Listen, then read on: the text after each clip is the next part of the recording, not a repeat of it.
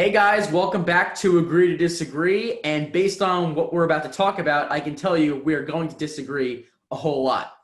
I'm your Nah, host, Noah. maybe not as much as you think. I don't know about that. I'm Noah Schwartz alongside Dean Gutic, Aidan Chard, and Jack Casello. As always, we've got a packed show today. We're going to talk all about the NBA Finals as the Los Angeles Lakers are NBA champions. We'll talk about LeBron versus MJ. We'll talk about some NFL news coming up after last week, and we'll talk about the MLB playoffs. So let's begin with the NBA Finals. The Lakers are champions, as I just said. They won Game 6 on Sunday night to become champs. LeBron James won Finals MVP. Jack, I'll start with you. What are your thoughts after the Lakers hang banner number 17 in Staples Center? Well, first off, I just want to say two things. Obviously, congratulations to the Los Angeles Lakers, a well-deserved championship. They played well all season. They came together well, and the LeBron and AD duo was definitely a success. Next thing I want to say before I get into what I thought about it, like I've been saying, the Miami Heat absolutely have nothing to be ashamed of. I hope they walked out with their heads held high. They will be back. They made it further than nobody expected, and that series should have been a sweep. They forced it to 6 games, and it could have been possibly 7. But it could have been 7, but they came up a little short. They have a bright future with a bunch of young talent. They will be fine for the future. So kudos to Miami. But back to the Lakers, I gotta say this was pretty much a season. As soon as they entered the bubble, they had the top seed. The seeding games they pretty much just used as tune-ups. They didn't really have to fight for anything, so that probably helped them out. They took it easy. Then once the seeding game started, they were completely. I'm sorry, no, like the scrimmages, I meant. They took it easy in those. Then once the seeding game started, they completely tuned it up. They were clearly the best team in the bubble throughout.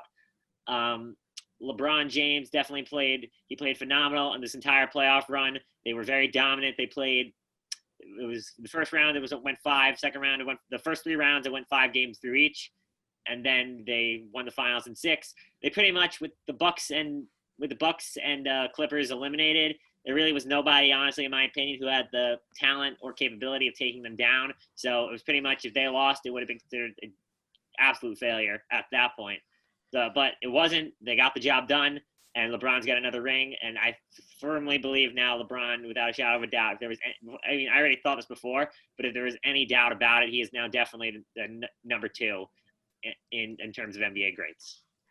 I have to agree with you on something you said there, Jack. I think the Bucks. You're right that the Bucks and the Clippers had probably the best chance of taking down the Lakers. You look at the final standings, and the Heat are the second best team in the league, but and they did beat the Bucks, but that doesn't always necessarily mean they're a better team. The Bucks were still a great team, and I think they just had that superstar power that is what somebody needed to defeat the Lakers. I think as soon as the Clippers went down, everybody knew it was going to be the Lakers. It didn't matter who it was from the East. Oh, without a doubt, yeah. It just kind of the first nail in the coffin was the Bucks. The last one was the Clippers. Absolutely. So congratulations to Los Angeles. Yeah.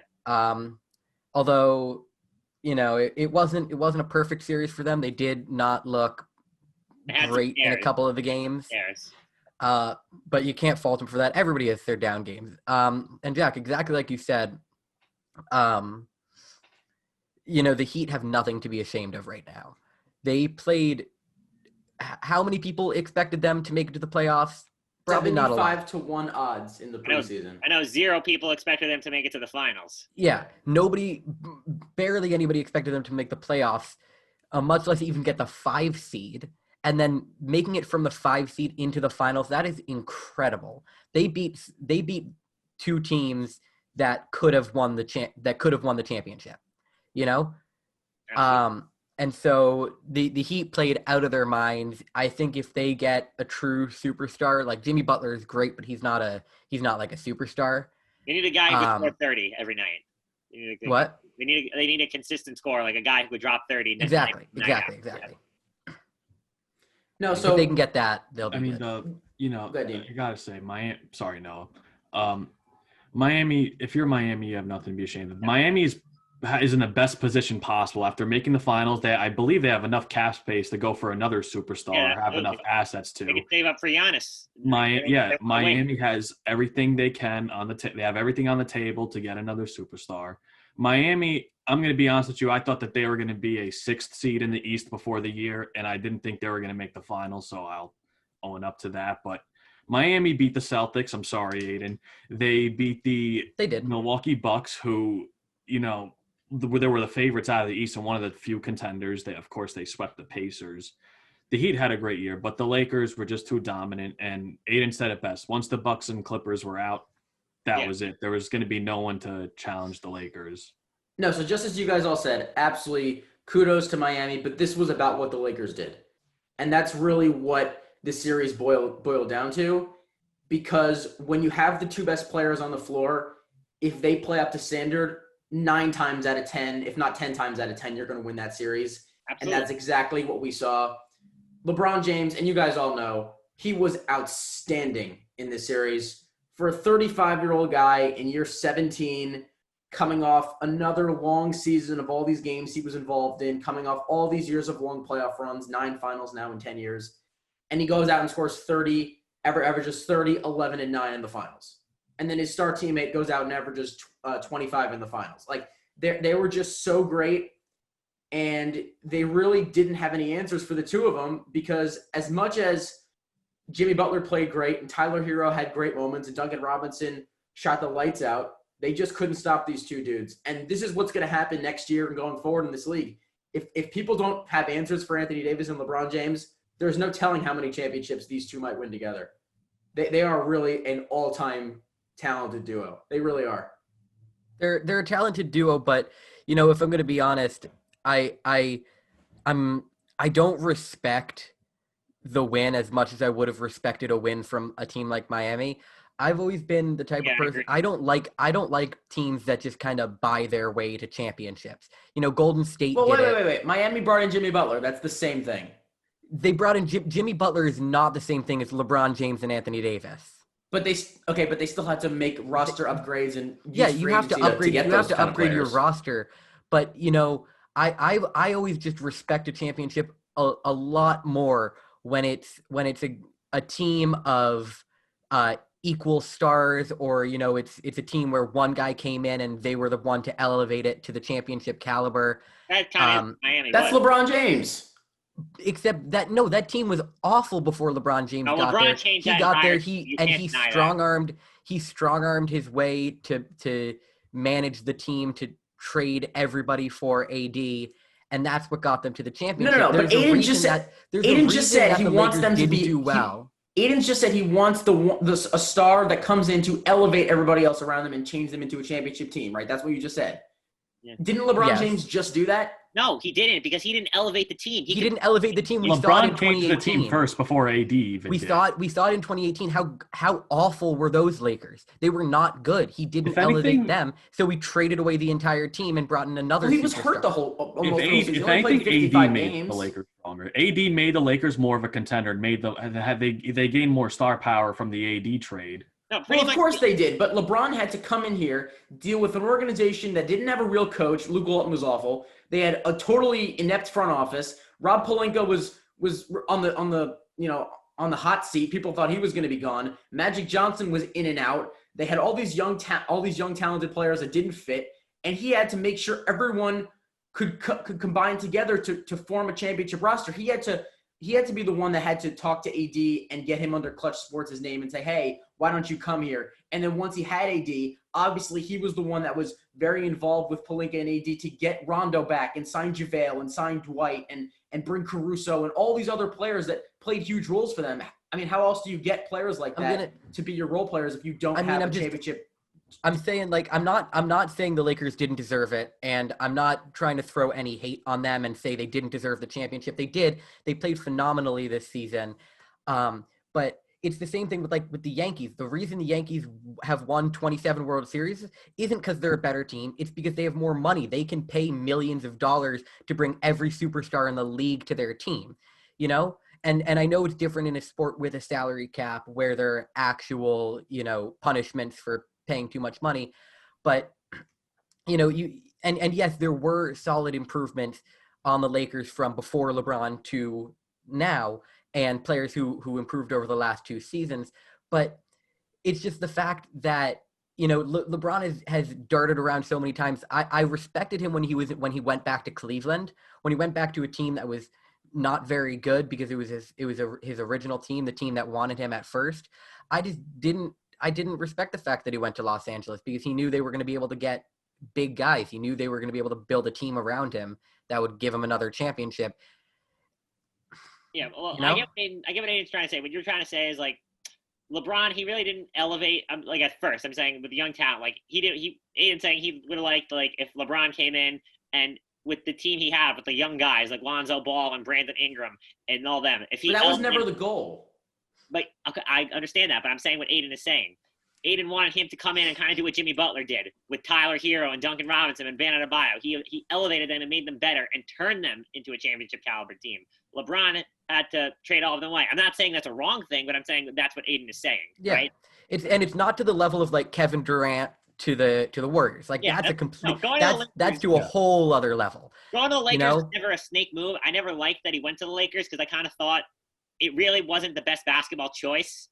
That was my opinion. I felt he had other focuses when he signed with the Lakers. That's why I didn't love that when he signed there. It kind of annoyed me because of that. What are you saying now, Jack? It was like. Oh, it worked out. I'm just saying. Come on, you've even told me. Don't even deny that. You even said you didn't want him to go to the Lakers. I didn't. But once he got there, he had to basically reignite a whole franchise that had been dormant for 7 years and totally turn everything around. And he did.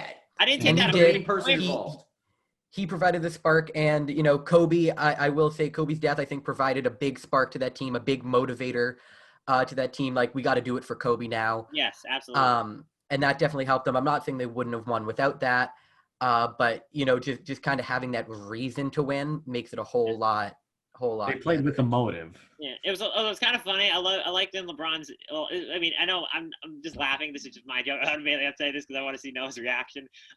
When LeBron was talking, like in the interview when he was accepting the Finals MVP, they're talking about what did it take to like get Anthony Davis here. He's like, I had to talk to him and bring him here to teach him how to win. It's like I'm just saying, to teach him how to sell out, like what he did to his own team. Ugh.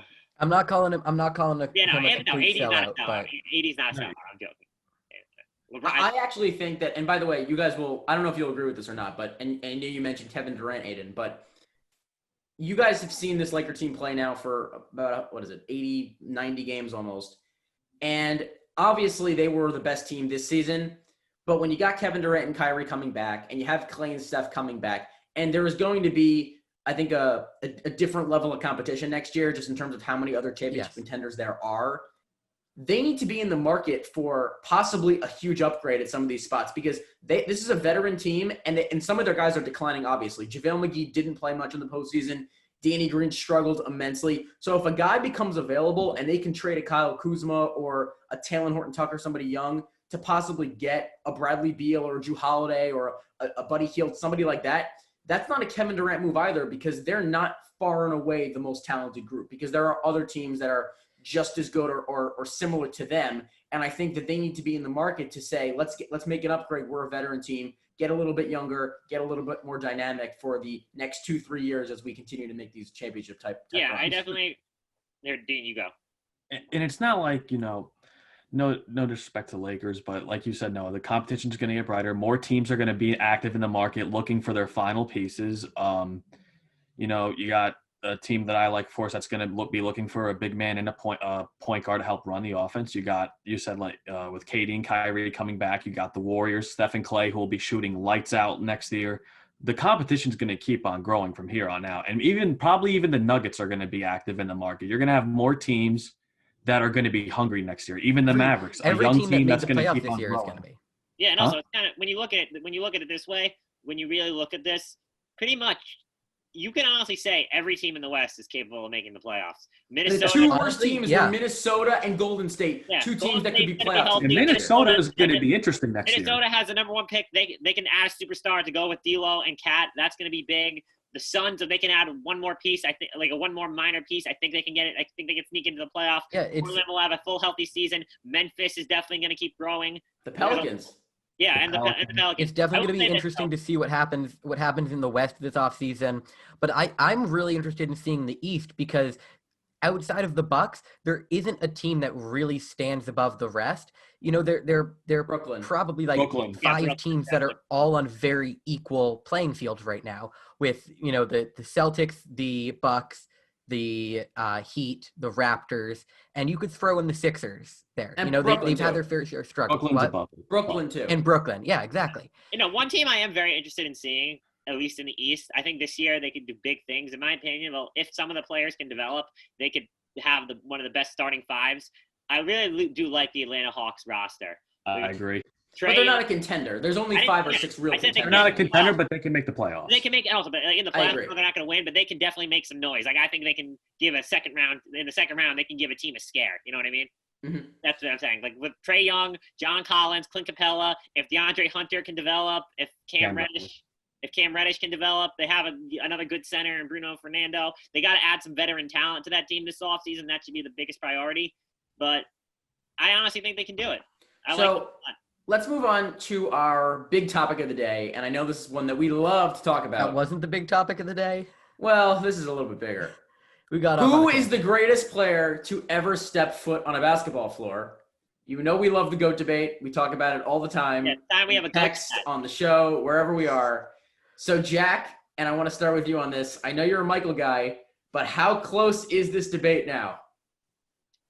It definitely inches closer. But like I said, I think now LeBron is definitely number 2, if there was any debate about it. I already thought he was number 2. Yeah. But you know there are some people out there that would debate Kareem. Is it still Kareem over LeBron? You know what I'm saying? That it's definitely LeBron number 2, even though I already thought that.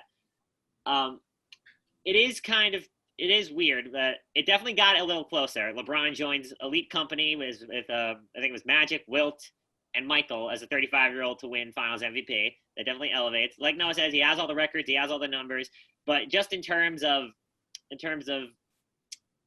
just clutchness and just pure winning, Jordan is just way better. He's undefeated in the playoffs. He's a more elite scorer.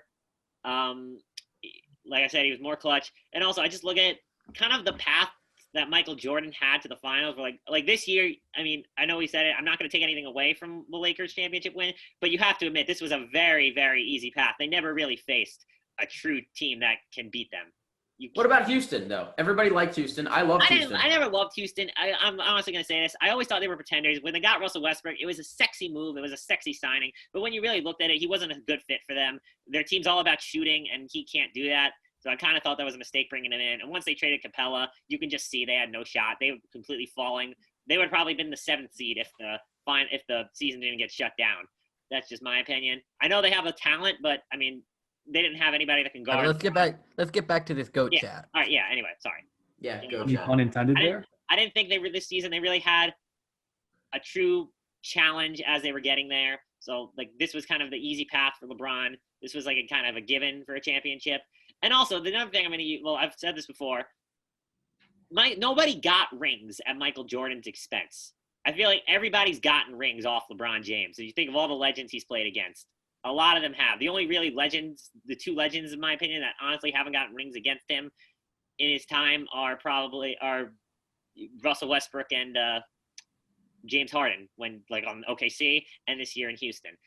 But you look at like Kevin Garnett, the Celtics always got by him. The Mavs got by him. That's another thing. Like that Mavs title that they lost was completely on LeBron James losing that. Jordan would never have a collapse like that.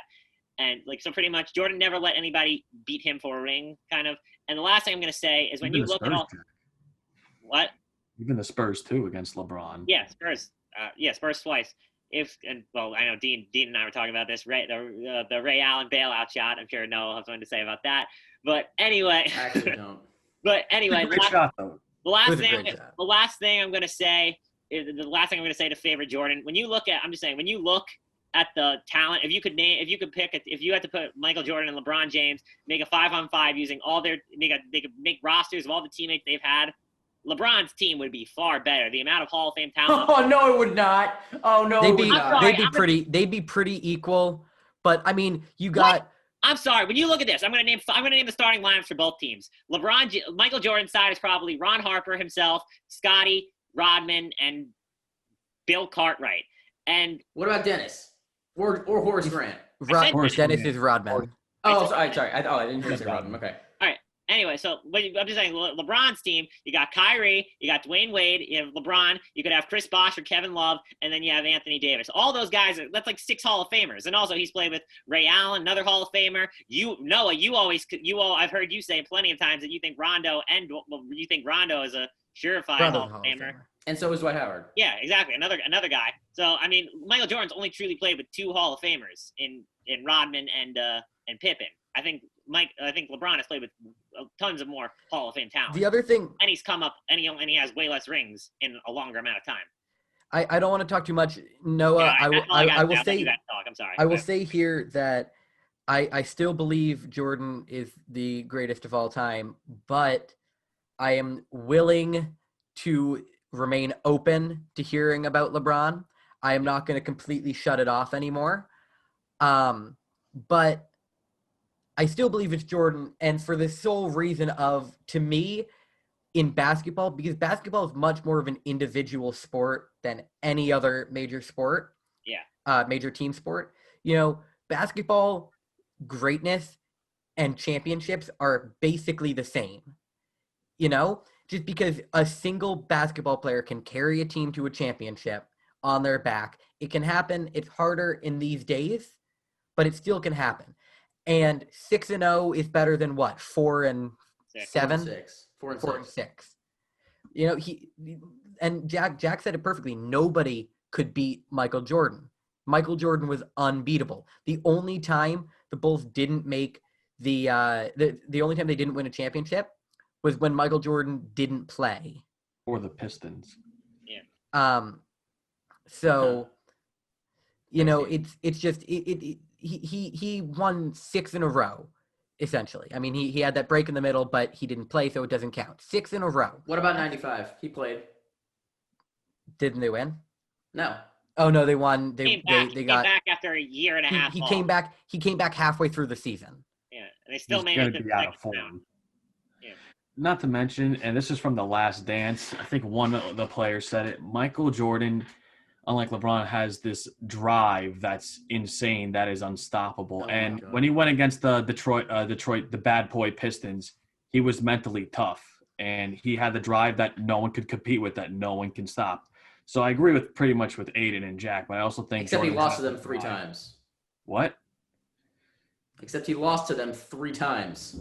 Yeah, and then and built himself up and beat them with the same team that he had. He was a young player when they lost to the Pistons, and the Pistons at the time were the dominant team, and they were like I said, they were the bad boy Pistons. They were the Ric Flairs of NBA. They were the dirtiest players in the game. Yeah, they're the dirtiest players. They beat him down. And the game was much more physical back then. It was a lot harder to drive. Like you always say, LeBron's the greatest driver of the basketball. I agree with you, but who knows if he would be if he was playing against the Pistons and those physical teams. Today he gets touched.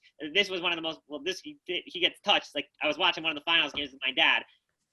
LeBron was doing a drive to the basket. He did a spin move on Kelly Olynyk. He tried to set for a charge. LeBron stepped on his foot, and Kelly Olynyk didn't even move. It was still as a statue, and they called that a foul. Oh yeah, I remember that call. That back in the day, they punched him in the face. That wouldn't have been a foul. They were clotheslining Michael in midair. I'm going to refute a couple of the points that you guys have made throughout the last few minutes. So let me start with what Jack said. The first thing about the clutch factor. This is the most ridiculous one to me. I hate this. You know, LeBron has as many playoff buzzer beaters as Michael and Kobe have combined. 5. Michael and Kobe have 5 combined. LeBron has 5 on his own, including 2 in 2018 and then 3 prior to that. Another thing that we can talk about, we always talk about, he played in the weak East. Well, how about the fact that he got through the East 9 times to get to the NBA Finals, and you talk about, Michael had to play all these tough players and all these really tough teams. The Knicks had 1 Hall of Famer. The Indiana Pacers had 1 Hall of Famer for the majority of the tenure that he played against them. Because those weren't super teams back then. Well, I understand, but everybody always says, and I know you just talked about how Michael has played with lesser of talent than LeBron and everything. Well, LeBron's had to face way more difficult teams through his past. Dean was just talking about the whole thing with the Pistons. How about in 2007 when LeBron beat the Pistons, scoring 29 of the final 30 points in Game 5 of the conference finals? I mean, he did that. He's got all the records as we've talked about, Jack. You talked about LeBron's maybe not the greatest driver of the basketball. Who else have we seen who's that athletic and strong at 6'10" or 6'9", 265, 275 pounds? He's just a human freight train.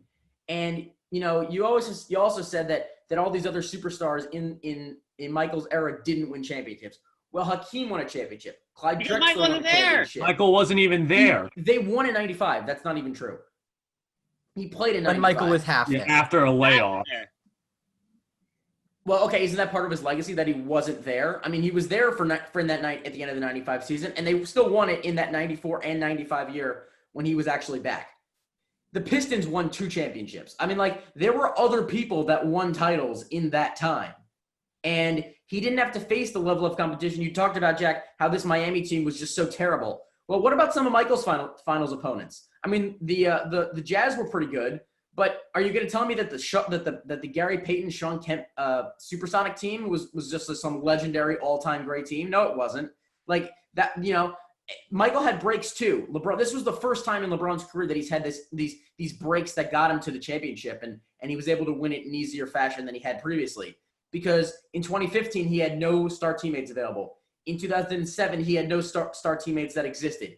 He's been on dysfunctional franchises for the majority of his career. Like all these other parts of it that you guys are just forgetting to mention, they're also part of the LeBron legacy. And by the time LeBron is done, he's going to have more points. He's going to have more assists, more rebounds than pretty much anyone that's ever played the game. He's going to be the all-time leading scorer, and in the playoffs, he already is. He's going to be top 2 in assists in the playoffs. He's going to be top 5 all-time in the regular season.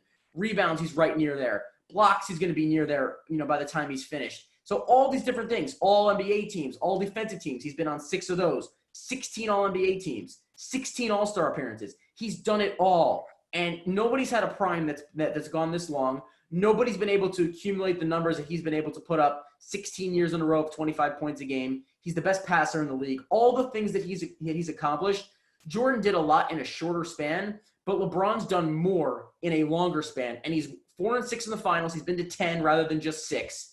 And he's going to be in more finals, I would assume. I think he's going to win at least another championship, if not multiple championships going forward. And by the time he's not the best player in the world anymore, what is he going to be? 37, 38, 39? He's still the best player. And the gap between him and Kevin Durant and all the other stars is only growing.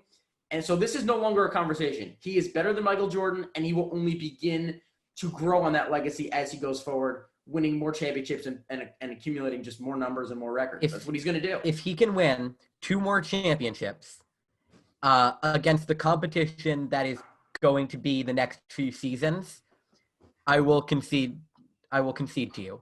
Well, it's just, how do you think that, it's almost like going to the finals hurts your legacy. Oh, he has 6 finals losses.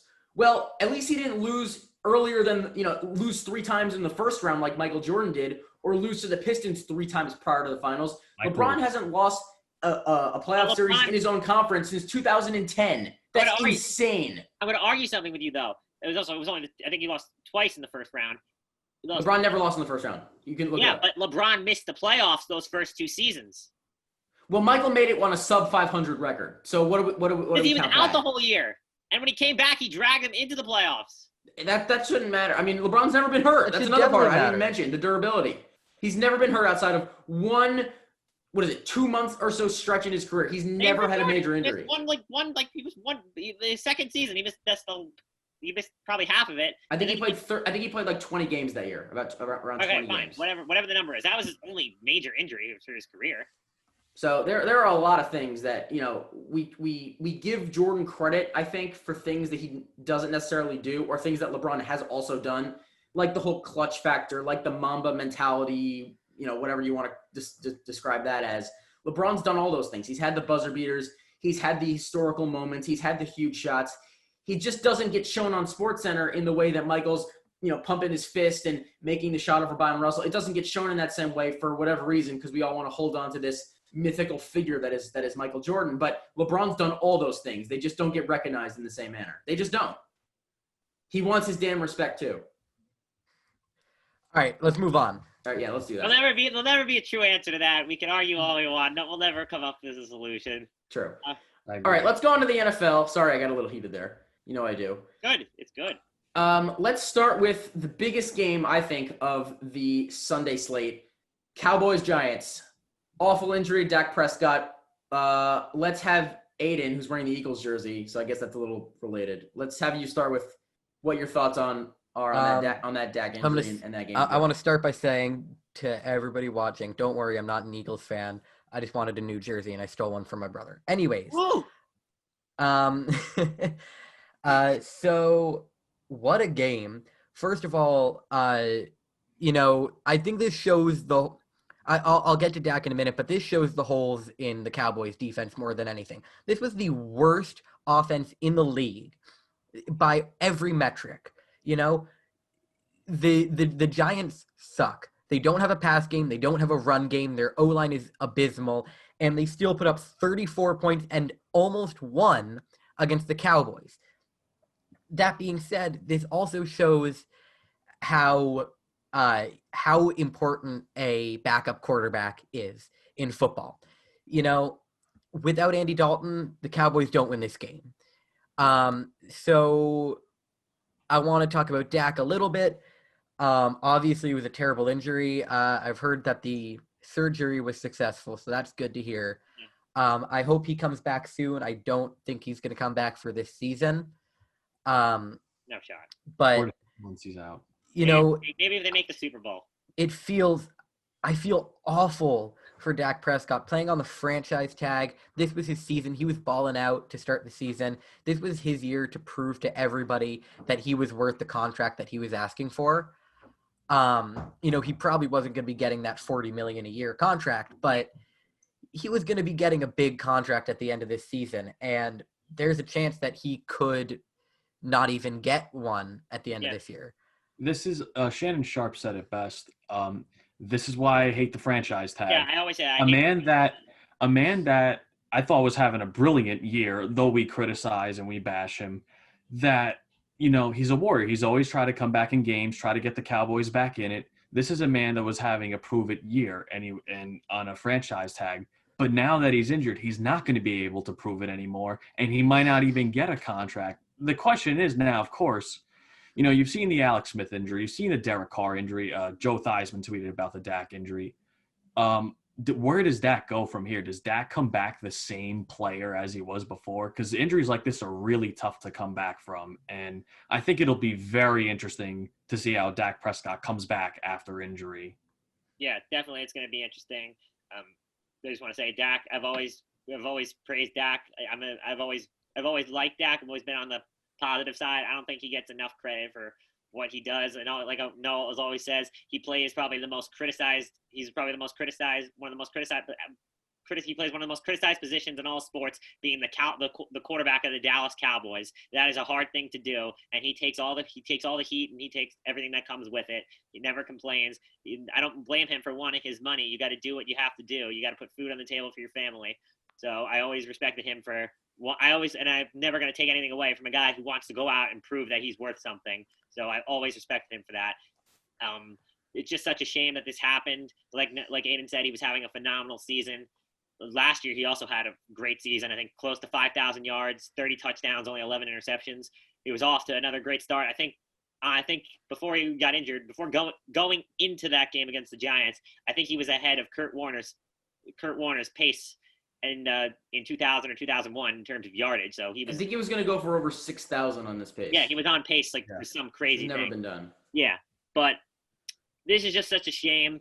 I wish Dak a speedy recovery. I hope he gets another shot to prove it, and hopefully he can get his money. I hope Jerry Jones, for everything Dak has done for the Cowboys, I hope Jerry Jones does the right thing, and even if you don't give him $35 million, you should give him something. At least give him a prove-it contract of 15. Well, they can tag him again for I think it's $38 million. That might work just to see how he does next year, and then once he comes back and is fine, then you can give him the big money. In terms of what this does for the Cowboys, even though Andy Dalton is probably a downgrade, and I'm sure plenty of people can argue he's probably not, but I think he is. But I honestly do think this is going to partially it's going to benefit the Cowboys, mainly because they're finally going to run the offense the way it's meant to be run. They're going to play through Zeke now, for sure. It's definitely going to be a run-first attack now. I think we can all agree on that. So this could actually really benefit the Cowboys because they're finally going to use the offense the way it's meant to be used. I agree with you, Jack. I echo all the sentiments towards Dak. I'm not a huge Dak fan at all, as you guys know.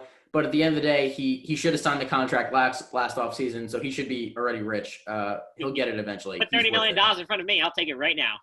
Exactly. So in terms of what you said about the Cowboys with Dalton, you're absolutely right. This should be run through Zeke going forward. But unfortunately for the Dallas Cowboys, it might not matter because this defense is so bad that it might not even matter what quarterback they have or how they run the offense. Yeah, also, but they gave up 34 points to a Giant team. I think it was 16-13-9-9 in terms of how many points they had the first 4 weeks of the season. They've scored 2 touchdowns. And Mike Nolan is just horrendous. Yeah, so I don't know what's going to happen with that offense. They may continue to go on this historic pace, but it's not going to matter if this defense doesn't improve. And Andy Dalton can do a whole lot, and he can lead them to 9-10 wins if it's possible, but they probably still won't be a threat in the NFC, even if they do kind of luck their way into a division win, just because this defense is so atrocious. That's just really all I got to say about it. That even furthers the point they should play through Zeke because they should control the clock and keep the defense off the field. Yes. So speaking of another good offense with a team that also has a struggling defense, the Kansas City Chiefs lost their first game of the season to the Oakland Raiders on Sunday, 40-32. It was a shootout. Mahomes couldn't outdo Derek Carr. Dean, your thoughts? First of all, that was one of the best games to watch. Henry Ruggs is a grown man. That's number one. Henry Ruggs had a day. Seeing the Raiders, this is why we said it last week. These games are sneaky, divisional games, and the Raiders just put a stamp to our point. The Raiders made it a tough game like we all thought they would. This Raider team is fast. They're slept on. They have a legit offense. This team is going to make the playoffs.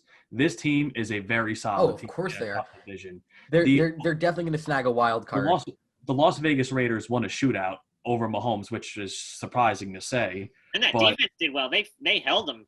The defense did well. They had a few picks, especially one in the second half, especially in the fourth quarter. The Las Vegas Raiders did their job. The passing game was effective. Derek Carr went deep to Ruggs many times, and it came up clutch. The run game, I thought, did pretty good, but the Raiders' offense is legit. This Raider team is sneaky, and they're hungry. You got to look out for this Raiders team. Yeah, I definitely agree with you. The Raiders are hungry. It's kind of funny. And when I was at Noah's house, it really this opened my eyes. Derek Carr, even though people think he really hasn't had his last couple seasons haven't been great due to the record. But if you look at his numbers, they are phenomenal. I think last year he threw for 4,700 yards and a 70% completion percentage. And he was great yesterday. The entire Raiders team was great. Aidan said they can definitely make the wild card. But one thing I got to say, I've got to talk about the Chiefs. Just one quick point. I don't know what they're doing this year, but their offense to me is just not the same. I don't know what they're doing. They're playing a way I feel like they're trying to be safer. They're not taking as many deep shots. You're right. They're not playing as ballsy as they were last year. Exactly. That's not the Chiefs. It's not working for them. Pat Mahomes is playing softer football. He's having so many games where he's not throwing for 350 yards. That's what works. That's what got you there. I have an explanation for it, though. This offensive line had some losses last year. They lost Tardif, who's a doctor. He's obviously working with COVID now. So I think a big part of it is that they don't have the time for Mahomes to throw and drop back and kind of run around, find people down the field. And he got crushed the other day against Vegas, excuse me. So if that continues, they might not be able to do the same sort of things they did last year on offense just because the offensive line play is not where it was a year ago. And that's just my opinion. Yeah, but I feel like you got to try and get back to what's working. The games this year that worked for them is because they were playing like themselves. That's why they destroyed the Ravens, because they actually played like the Chiefs are meant to be played. They even beat the Texans. All right, on to our last game that we'll talk about. Last night's Monday Night Thriller, Saints-Chargers went to overtime. I know Aidan's excited about it. But Justin Herbert gave Drew Brees quite a scare, and it was not a good look for a Saints team that really has Super Bowl aspirations. So what do you think, Aidan? I think it actually – I disagree with you there. I think it was a great look for a Saints team in the second half because it showed that Drew Brees still has that clutch factor. Drew Brees, he didn't throw any super deep passes, but he was making some good passes. His one interception was an ugly interception, but, it wasn't awful. It wasn't a bad read. It was just a bad throw. And the Saints outscored outscored the Chargers 17-7 in the second half. They were down 17 points and came back to win that game with a little bit of luck, as I said on Instagram last night, thanks to 2 missed kicks from the Chargers. But I'm worried for our pass defense. That was the part that struggled. But in the end, they came up big. Marshawn Lattimore with an incredible tackle on Mike Williams, who I actually haven't checked the injury report. How is he doing? That looked like a scary tackle at the end of the game there. Does anyone know? Oh, I don't know, but I know that Keenan Allen was downgraded to out with, I think it was back spasms, and we'll see what his status is. But yeah, I hope Mike Williams is okay. That was a spooky knee injury. But yeah, Saints win, and I'll take it at this point. Yeah, definitely. We can all agree now for sure. If there was any doubt, Justin Herbert is for real. He looked absolutely phenomenal. What a game for a rookie! 4 touchdowns. But in the end, the Saints overcame it. The Chargers, they just can't win. They just can't win games, man. I don't know what it is. Like 4 games, 1 possession. Yeah, it's crazy. I don't know, but the Saints, they consider themselves a Super Bowl caliber team. That was Super Bowl. That was a championship effort to come back like that and to win a close game that you absolutely needed. They are now once again tied for first place in that division. So great, good for the Saints. All right, so on to baseball. We'll talk about that for a minute. 2 series are in full swing now, the championship series, AL and NL, and we've got a 2-0 lead at this point for the Tampa Bay Rays, a 1-0 lead for the Atlanta Braves over the Dodgers. So what have you guys seen through the first couple days of the championship series? And also, who do you think is going to win them? I know when this gets shown, put on YouTube, and we'll show it to our class on Wednesday, the series will have already gone a little bit farther. But for now, what have you guys seen? It's looking like Rays Braves right now. I am surprised with how well the Rays have looked, and the Braves have only played 1 game. I kind of hope that the Braves make it over the Dodgers, partially for Charlie Norman's sake. I know he's dealt with a lot with Atlanta, but you know. I actually really am impressed with the Braves too. That's what I want to focus on. In their first, 6 playoff games? Or was it? Yeah, 6 playoff games. They've got a team ERA of 0.93. That's outstanding. And this is with a starting rotation with question marks, a bullpen that was good all season, but a rotation that we didn't really know what they were. They had Max Fried and a bunch of unknowns pretty much after that. And they've got a 0.93 ERA as a team through 6 games. So that's outstanding. They haven't lost yet. And they're going to give the Dodgers quite a scare with that offense. And then if their pitching holds up, they will be quite a threat. Yeah, absolutely. I agree with Aidan. It could very well be Braves, Rays. I know Jeremy Goldstein. Jeremy, you know how Aidan and I feel about the Rays, man, and how about them Yankees? But it's gonna be a close one. I'm actually gonna be rooting for the Rays. I respect them because they're the team that they don't have a lot of flash. They don't make the sexy signings. They're a homegrown team pretty much, and they win the right way, and they're not always in the spotlight. So I'm rooting for them. I mean, Jack, the Tampa Bay Rays pitching has been lights out. Mainly the bullpen. The Rays have the best bullpen in the MLB, and it's been showing. Nick Anderson, Castillo, Fairbanks. I mean, this Rays team has been lights out. The Rays look like the best team so far out of the 4 teams. Of course, you'd be more concerned if you're the Astros compared to the Dodgers. You're only down 1-0. You could go out and win the next game. Like you said, Aidan, I hope for Charlie Norman's sake that the Braves win. But I would kind of like to see Tampa Bay win. An underdog team that doesn't see a lot of success, it'd be nice to see the Rays win. Yep, I agree 100% with that. And I do think the Dodgers still, the Braves have been great, but the Dodgers are still such a threat. They've got such an elite offense. And pitching, although Clayton Kershaw is out tonight with back spasms, so that's something to keep an eye on as we go forward. On to our final segment of every episode, winners and losers. Jack, would you like to begin? Sure, we're winners. All right. I guess I'll go with my winner. I will go with let's say probably Atlanta Falcons fans. The head coach and sorry Charlie.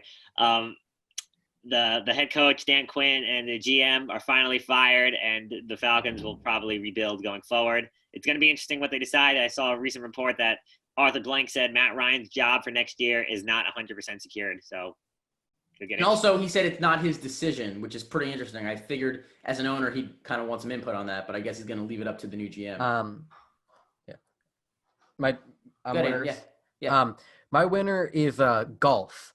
So I don't know if you guys have been following anything to do with golf, but I think Bryson DeChambeau, I think that's how you pronounce his name. He's a golfer. He just won his first Masters event, and some British golfer guy who I've never heard of before came out and insulted him about how he's not playing golf the way it's supposed to be played because he's just building up muscle and whacking the ball as far as he can. And personally, I completely disagree with that. The way golf is supposed to be played is get the ball in the hole as fast as you can. And so if that means adding on muscle and just smacking it down the course, I'm fine with that. That makes it so much more fun to watch and so much more fun to play. So golf, I think a lot of golfers are going to start doing that soon, and it's going to make it a lot more interesting. I know, golf on a sports show. Who would have thought? My loser is Dwayne Haskins and the Washington football team. Not only because Washington lost, but the Washington football team might be looking at taking a quarterback this year, and Dwayne Haskins could be traded. I feel really bad for a man that, has dealt with so much for a team that you could only do so much with, and it's not fair that this team cannot develop him right, and he's going to be done dirty by the Washington football team, and probably get traded to another team. I mean, this is just unfair for Dwayne Haskins completely. Another Rosen situation. Agree with you. My loser is Quinn Cook of the LA Lakers. You guys might have seen the video the other day after Game 6 where he was left at the arena and they took the bus home without him and he got stuck there and he was commenting on Instagram Lives. I think it was J.R. Smith's Instagram Live saying, "Hey guys, come pick me up. You left me back at the arena." So that was funny. You win your second championship. You go to 3 straight NBA finals. You win your second title. And rewarded by being left at the arena in Disney World. So that was kind of funny. So that's my loser of the week. That's it for us at Agree to Disagree. We will be back later this week with another episode. Make sure you check us out on YouTube, on Instagram, all the different platforms, on Spotify. So we're active on all those. And check us out on 1306 Sports. And hope everybody has a good day, good week, and we'll see you soon. Peace.